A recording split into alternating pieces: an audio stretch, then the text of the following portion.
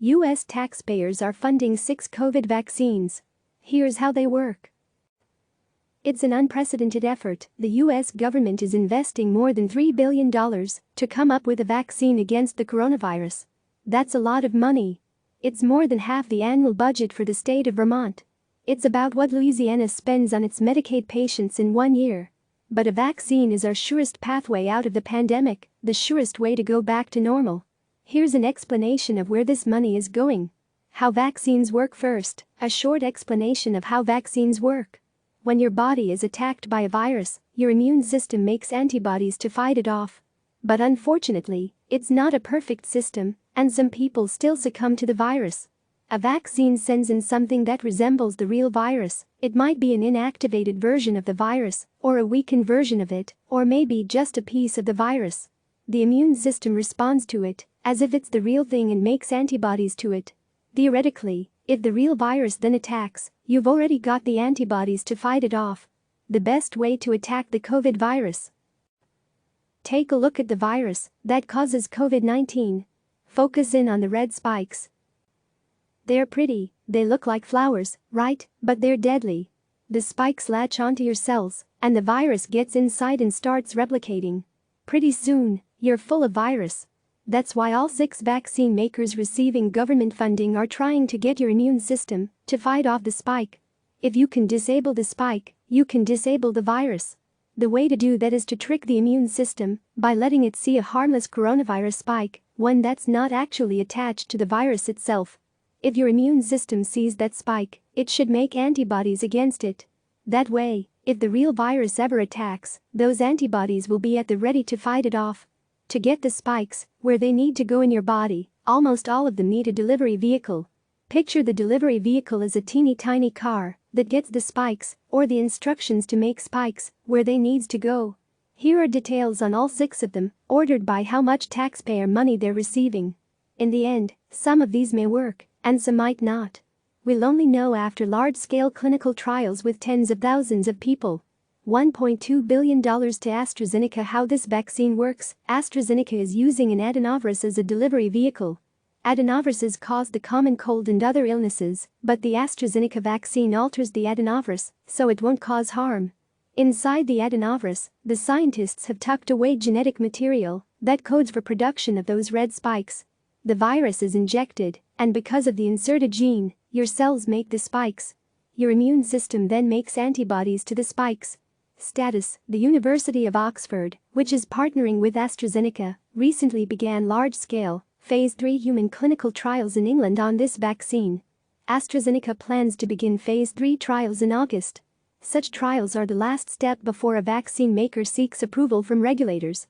History: other vaccines have used this adenovirus technique, and while those vaccines have been studied in clinical trials, they've never been approved and put on the market. $456 million to Johnson & Johnson. How this vaccine works. J&J's vaccine also uses an adenovirus delivery vehicle. Status: J&J expects to start phase 3 clinical trials in September. $430 million to Moderna. How this vaccine works. Remember those gumball machines you loved as a kid, the ones in restaurant lobbies? Sometimes right next to them there were machines that delivered little toys, like a tiny dollar, a bouncy ball, and the toy came in a little plastic bubble. Insert the quarter and you get the toy delivered in the plastic bubble. Now imagine that this plastic bubble is made out of fat. That's the delivery system for this vaccine.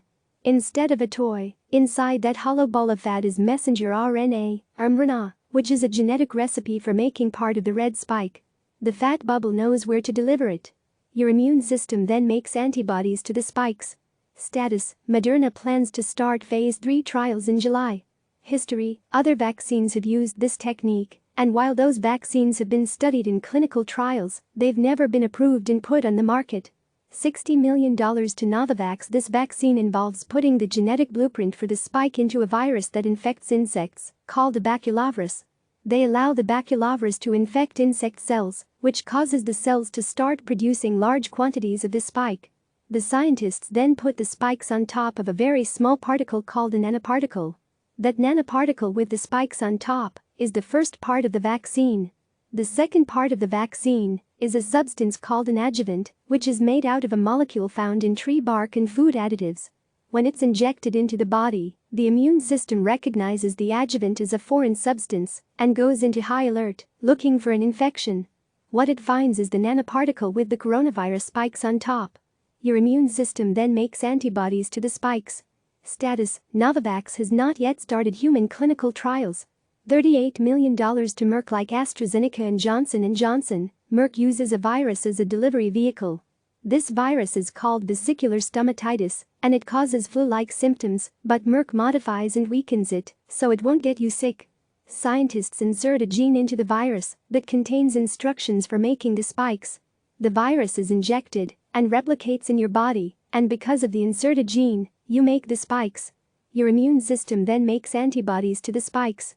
Status: Merck has not yet started human clinical trials. History: this same technology was used to make an Ebola vaccine called Ervebo that was approved by the FDA in 2019. $30 million to Sanofi. How this vaccine works: Sanofi also starts with a gene that provides the blueprint for the spike. They take that gene and insert it into a virus called the baculovirus and then infect an insect cell with that virus. Because of the inserted coronavirus gene, the insect cell then makes the spikes. The vaccine contains those spikes along with a second part, an adjuvant containing vitamin E, which helps the immune system do its job. Your immune system then makes antibodies to the spikes. Status: Sanofi expects to start clinical trials between October and December of this year. History: this same technology using a baculovirus was used to make a flu vaccine called Flublock, which was approved by the FDA in 2013. Several other vaccines, including ones against hepatitis B and HPV, use the same technology but use other techniques in place of the baculovirus. If you've been following along, you'll notice that this adds up only to about $2.2 billion, not the $3 billion we mentioned.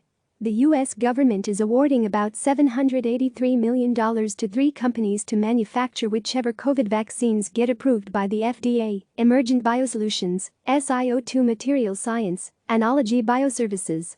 CNN's John Bonifield contributed to this report. Click subscribe to receive the latest news.